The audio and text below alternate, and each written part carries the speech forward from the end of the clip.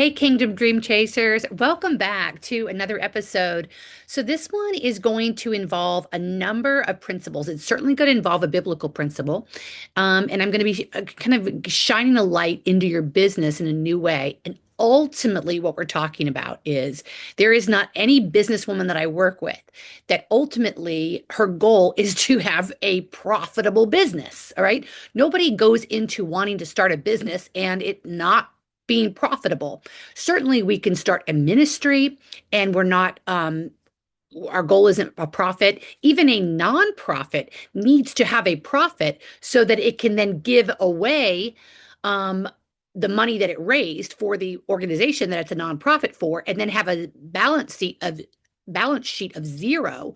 But the only business that is a hobby if its goal is not to not be profitable, and that means that after revenue comes in and expenses go out, there is a worthwhile profit. Okay, so in all of my years in business, especially in the online place, there is one thing that has allowed me to have a profitable business, and that is a marketing strategy that I think most of the women that I work with find scary at first. So I'm just going to be really honest with you. But once you do it, like this freedom and joy comes in because it's a very it's rooted in biblical principles and it works. Okay, and that the biblical principle is taste and see. So in Proverbs, no, Psalm 34:8,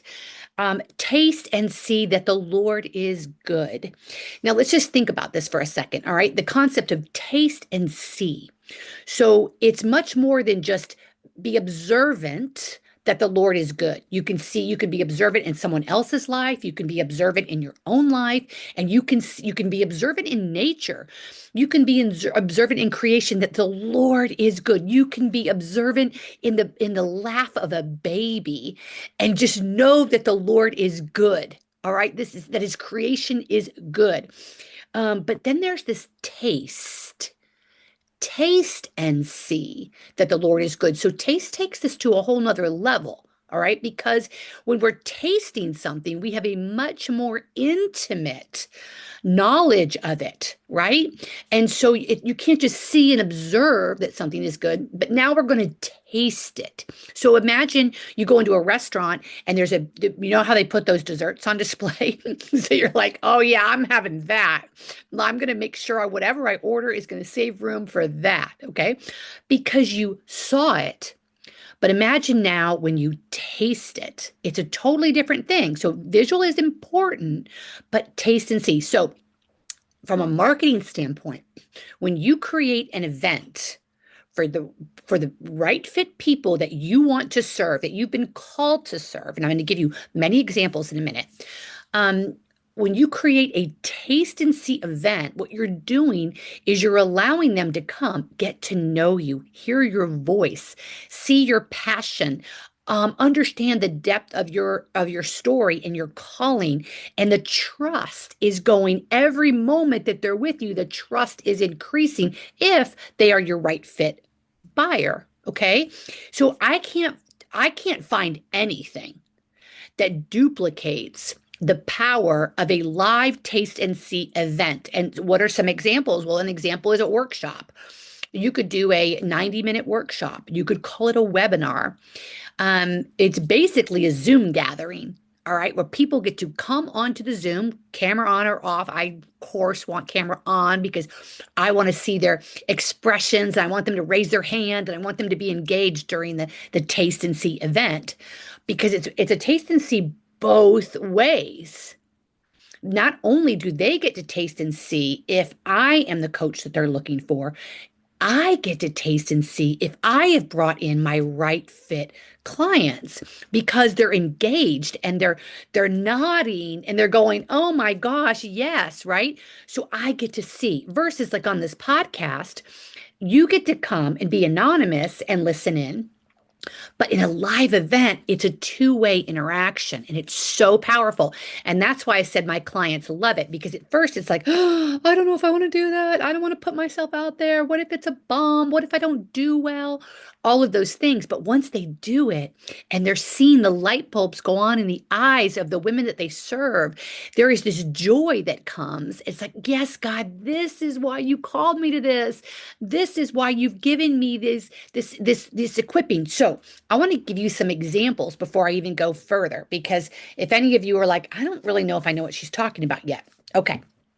So I actually, I have a bunch of clients I can give you examples of. So one of them, she lost a child when some years ago, a young child, and so um, the Lord, after a lot of healing, the Lord said she just put such a passion on her heart to serve those mothers in that grief. Now, not that initial grief. She was really clear. God, it wasn't that initial grief where you're just, it's so rough, but maybe some years later, some times later when they're still carrying that grief.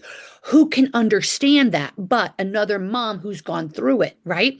And imagine bringing a group of moms together who have so right, so they get to come to a taste and see event where they get to meet her, hear her story, but hear her story of healing. She's ahead of them and she's got some strategies and she's got some powerful value for them that they're going to be able to leave that workshop or webinar or masterclass changed. All right. And it allows her the opportunity to invite those moms into a 90-day journey, which is her coaching program for these moms. All right. So, for example, it was one of her masterclass titles was Living with Deep Loss, and then and that was amplified, and finding joy. And that was really her heart for these women is you can find joy even alongside of the deep grief. It's not letting the grief go. It's not letting the child go. It's carrying both the joy and the grief. Um, Another one was a woman who was called to help marriages. She had gone through a divorce and she found a new marriage and she knew she wanted to strengthen that marriage.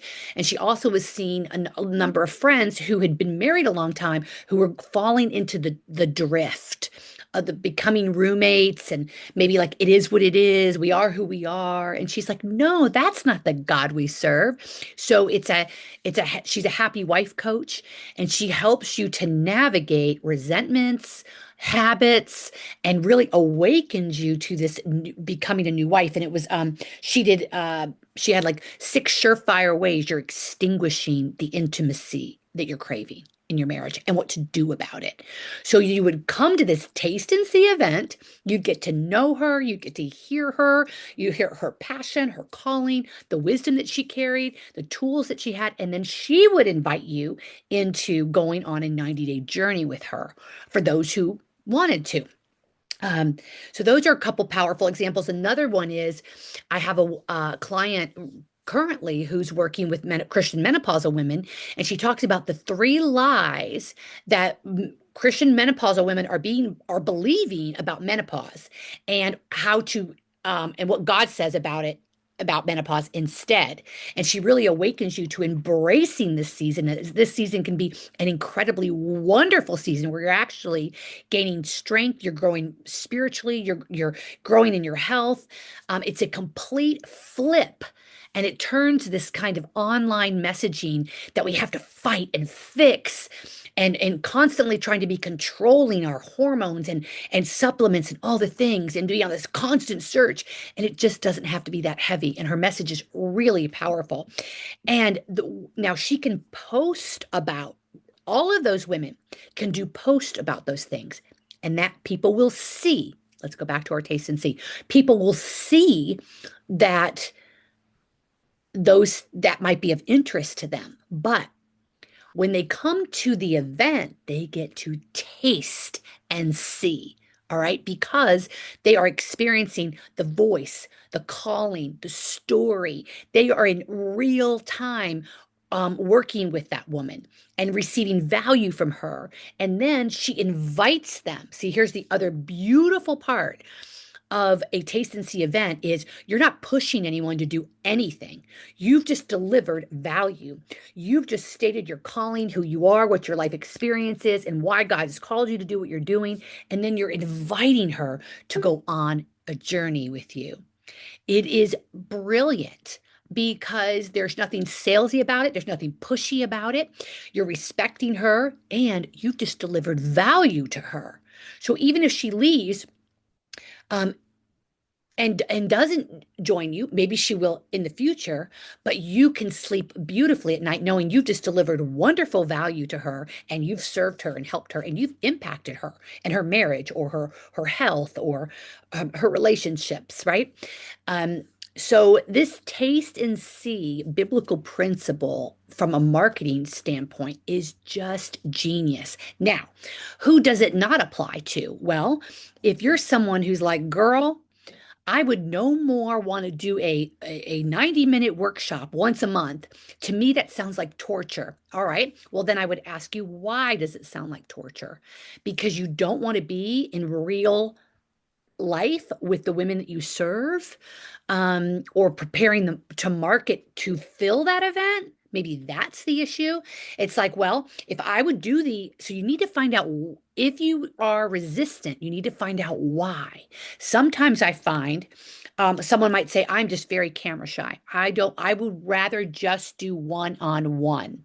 Okay. Well, that's great. If that's truly you and it's not a fear-based decision, it's a wisdom-based decision, I'm 100% supportive of it.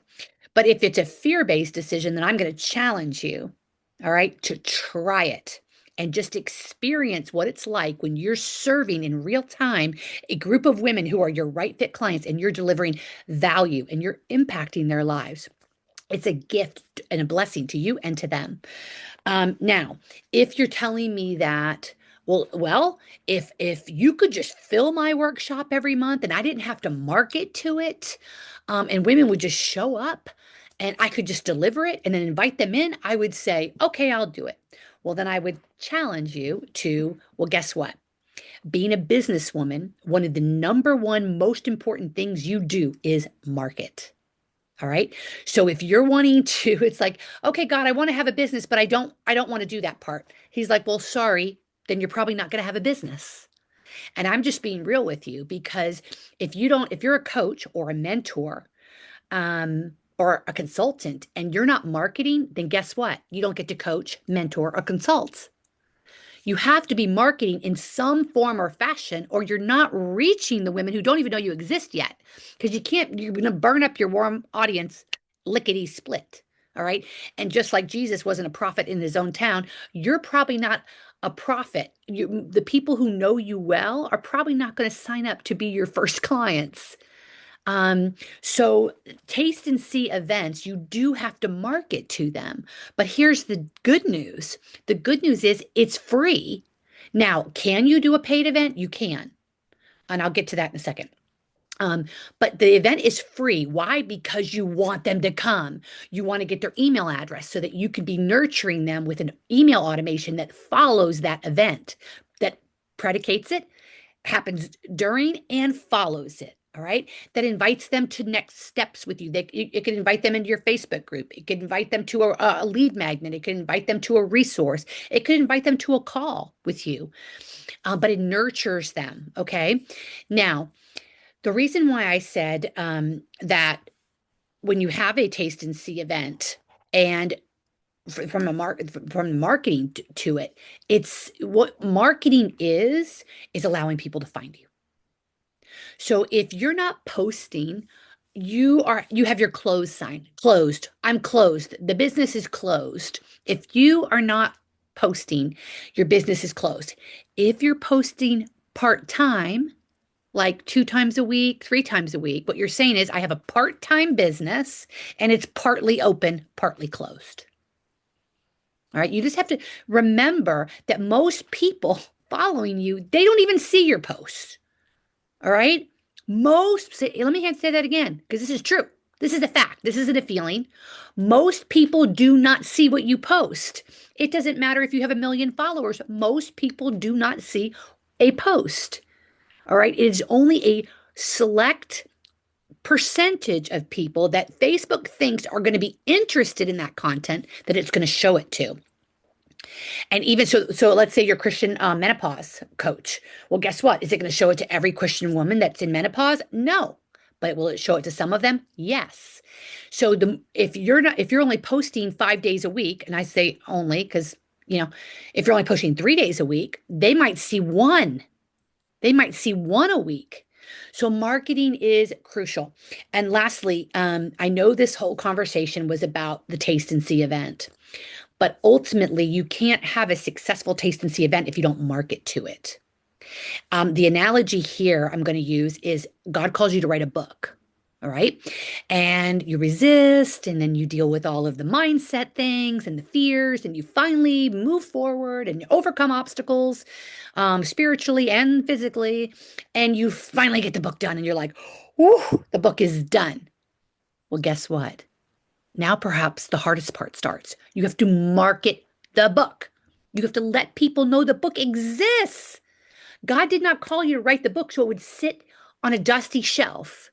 He called you to write the book so that you would amplify its message so that those that he intended to benefit and bless from it would be benefited and blessed. If you don't market, you can't coach, mentor, you can't impact anyone. Marketing is the vehicle that creates the impact. Okay. So when we don't want to market, this is an internal obstacle. It's ultimately, I'm going to simplify here, but ultimately what we're doing is we are valuing our feelings over facts. Okay. Feelings say, I don't want to be that person who's always on social media. Well, guess what? Posting every day can take 5 minutes. 5 minutes. I don't want to be that person who puts something out there and then it's like no one's paying attention to it. It looks like I got 2 likes. So what you're saying is my feelings are more important than trying to reach the woman that God has called me to serve. Ouch, but true. Okay. So marketing is not an emotional decision. Marketing is a business decision that a businesswoman makes who wants to have greater impact for what God has called her to do. So it is a mindset issue that needs to be healed and overcome, or your business isn't going to grow. And that's just a reality because you cannot be a coach, a consultant, or a mentor. You can't sell products and then help women with those products, which means you're mentoring them, if you don't market that the product in the service exists. Okay. So some of us want the impact, we want the outcome, but we've got to ask ourselves, am I willing to do the marketing?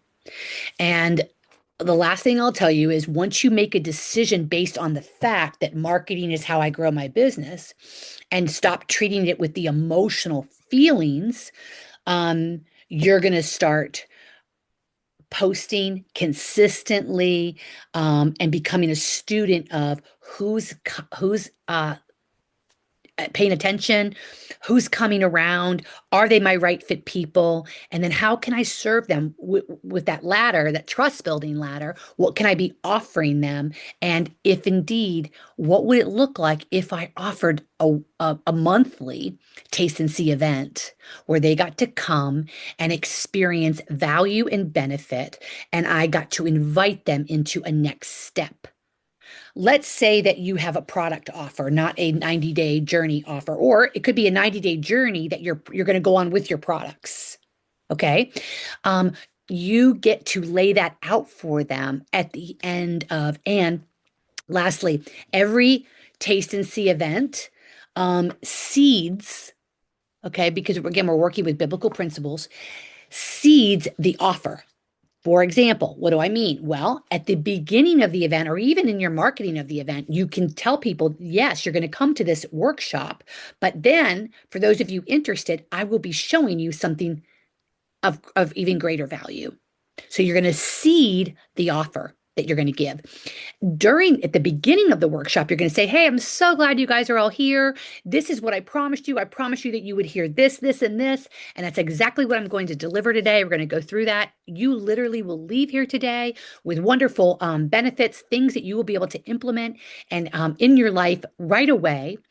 I'm also going to be offering, some of you are going to want more. Some of you are going to love the content and you're going to be hungry for coming into an intimate group of women and having someone walk with you along this journey. Guys, that would be true for if you have a product offer, if you have a coaching offer, a consulting offer, whether it's one-on-one or whether it's group. That is the same principle in your Taste and See event. You get to seed that offer that's coming. I even heard last week a guy say, look, I'm trying to really deliver value here for you, and I'm going to be offering you something. Is that okay with you guys? If I offer something at the end of this for just some of you who might be interested, can I get our hands up? Is everybody okay with that? So what he's doing there is asking for their permission. And basically what that means is anybody who doesn't like that, guess what? They can get off. Right? It's a free workshop. He's delivering for free. He's giving great value, and he's asking for the audience's permission to deliver that next invitation. And do you have to stay? No. But you realize in that moment that he's giving something for free. Of course, I'm going to let him pitch his offer and listen to what he has to say, especially if what I've been listening to is Taste and See of value to me and something I'm really interested in. So, Taste and See events.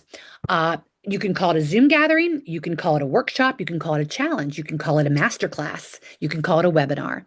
It is an opportunity to work with you, get value from you for your right fit people, and allow them to hear about an invitation that you have into products or consulting or one-on-one or group, and allow them to hear in real time what that offer is like, what outcome they could experience, and if they're interested in going on with you. So highly, highly recommend it. It's biblically sound, as you can see, and it has been a great, incredible blessing to me and my business. And I know for many, many others, it has been the same.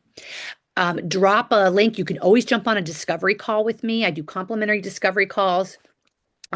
For those first-time people who just want to ask some questions. It could be about this very thing. Maybe you want to know, Gail, this is what I offer. Can you help me come up with a Taste and See event? I would love to do that for you complimentary. So just reach out to me and we'll work on that together.